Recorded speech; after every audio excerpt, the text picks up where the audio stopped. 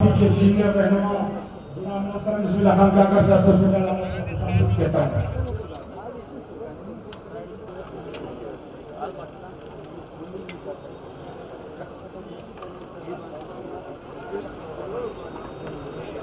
بابا کدھر ہے؟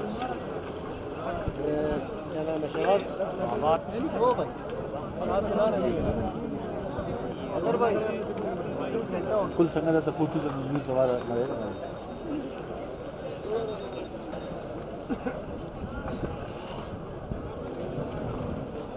ہاں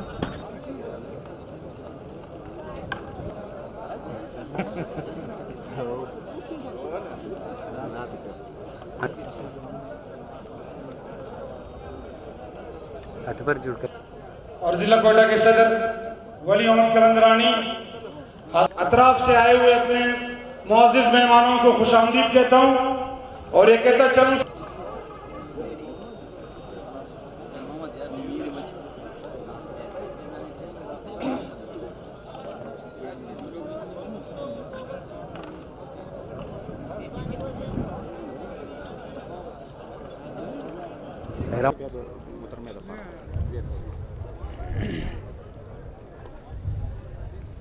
أعوذ بالله من الشيطان الرجيم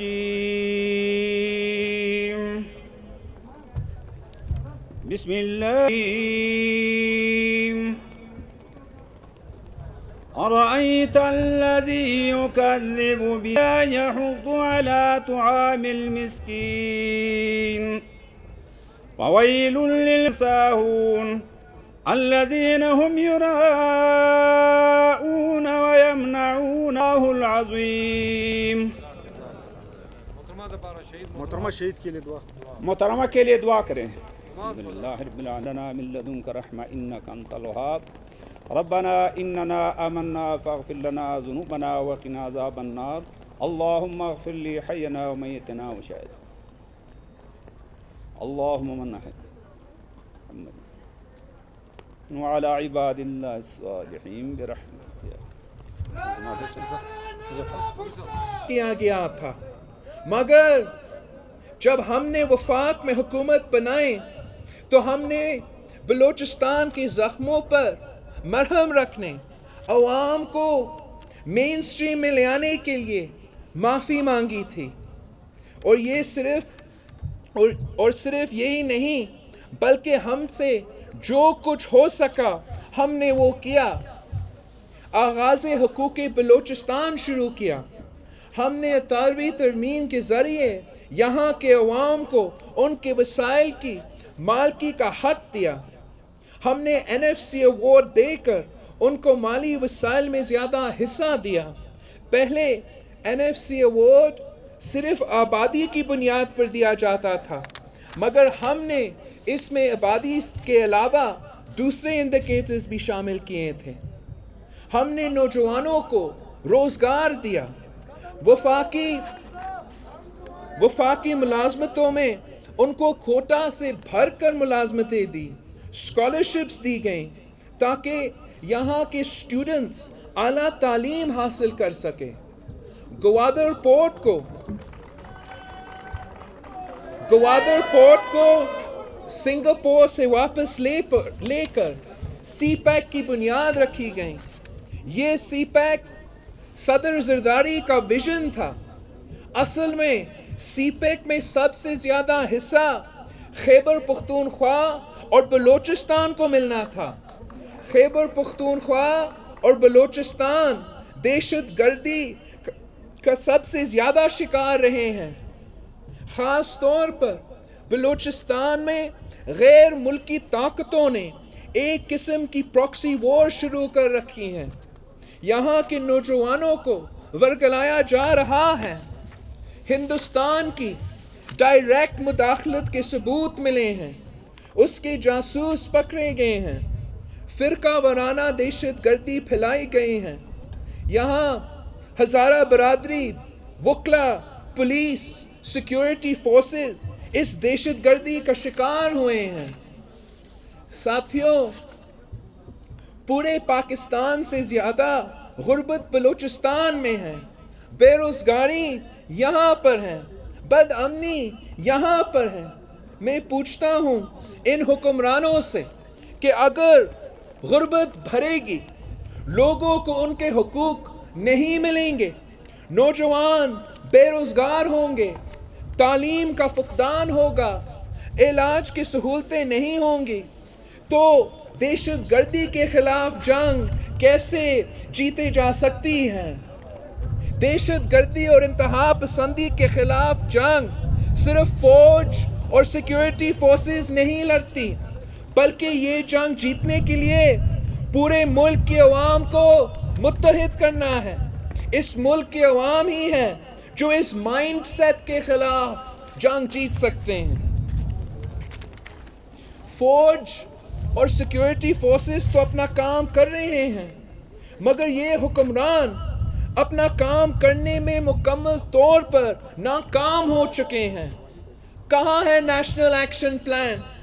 نیشنل ایکشن پلان پر کوئی عمل نہیں ہو رہا، بلکہ انہوں نے تو نیشنل ایکشن پلان کو دفن کر دیا ہے. ساتھیوں، میاں صاحب روز ترقی کے دعوے کرتے ہیں. کہا جا رہا ہے کہ ملک میں بیرونی سرمایہ کاری کا سیلاب آیا ہے، عوام خوشحال ہو گئے ہیں. میاں صاحب یہ بلوچستان کے لوگ آپ سے سوال کر رہے ہیں کہ ترقی کہاں ہو رہی ہے؟ اس نام نہاد سرمایہ کاری میں بلوچستان کا کتنا حصہ ہے؟ کون سے علاقے کی عوام خوشحال ہو رہی ہے؟ یہاں بلوچستان میں تو غربت بھری ہے، لوگوں میں بھوک افلاس بھری ہے، نوجوانوں میں بے روزگاری بھری ہے. آپ کی وفاق دشمن پالیسیز کی وجہ سے بلوچستان کی محرومیاں بھری ہے. بیرونی سرمایہ کاری نہیں، بیرونی قرضہ بھرا ہے، مگر ان حکمرانوں کو اس کی کوئی فکر نہیں، انہیں عوام کی کوئی فکر نہیں. یہ صرف JIT کی انویسٹیگیشن سے بچنے اور قوم کی لوٹی ہوئی دولت کو بچانے میں فکر میں ہیں. ساتھیوں، میاں صاحبان پھر اپنی پرانی روش پر اتر آئے ہیں. یہ پھر سے ملک کے آئینی اداروں کو دباؤ میں لانے کی کوشش کر رہے ہیں.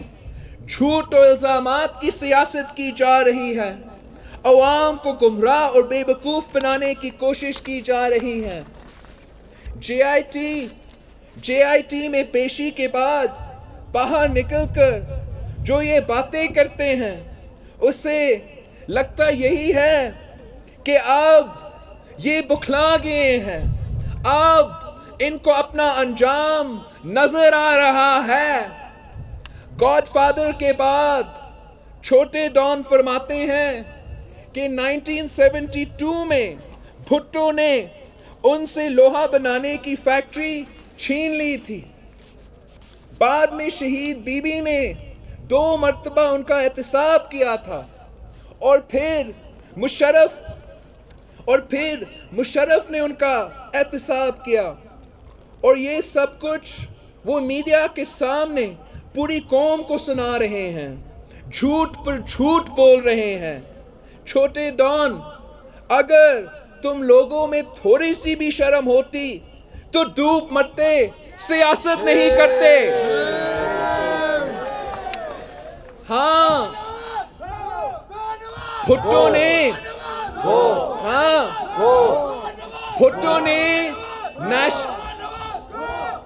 نے نیشنلائزیشن کی تھی. ہاں، بھٹو نے تمام سرمایہ داروں سے ملز اور کارخانے چھین کر قومی تحویل میں لے آئے تھے، کیونکہ تم سرمایہ داروں نے مزدوروں کا خون چوس کر یہ کارخانے اور ملز بنائی تھی.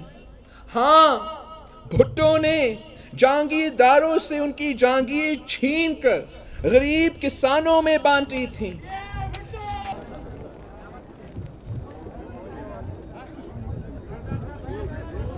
لا خبر رسول الله خلاص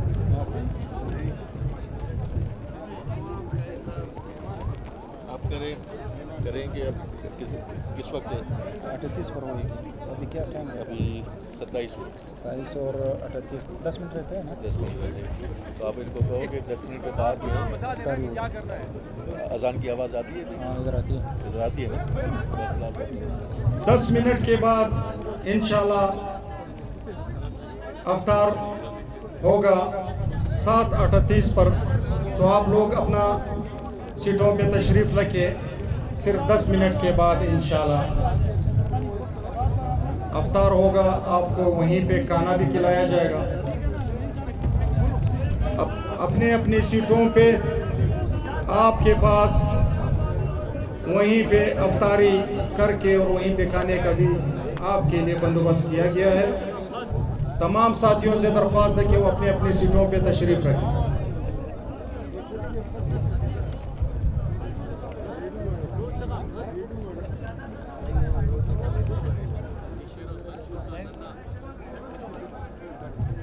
یار اس کو تکلیف کیوں دے رہا ہے یار یہ تکلیف سے ہو رہا ہے مجھے آپ کو دے رہے ہیں. میں کہہ رہا ہوں اس کو کہہ رہا ہوں سینٹر کا آدمی ہے یہاں آگے کیا کریں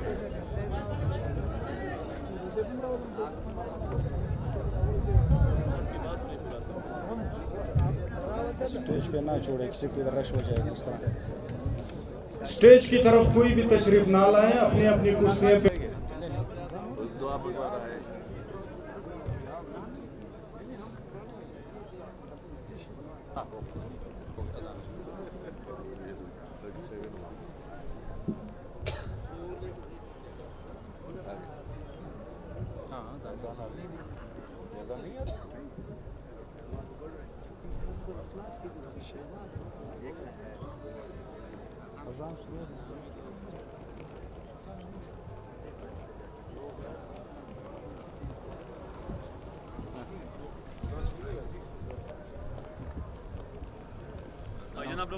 اناؤنس کر دیں اذان ہو گئی ہے. افطار کر لے تمام ساتھی جتنے بھی ہیں افطار کر لیں.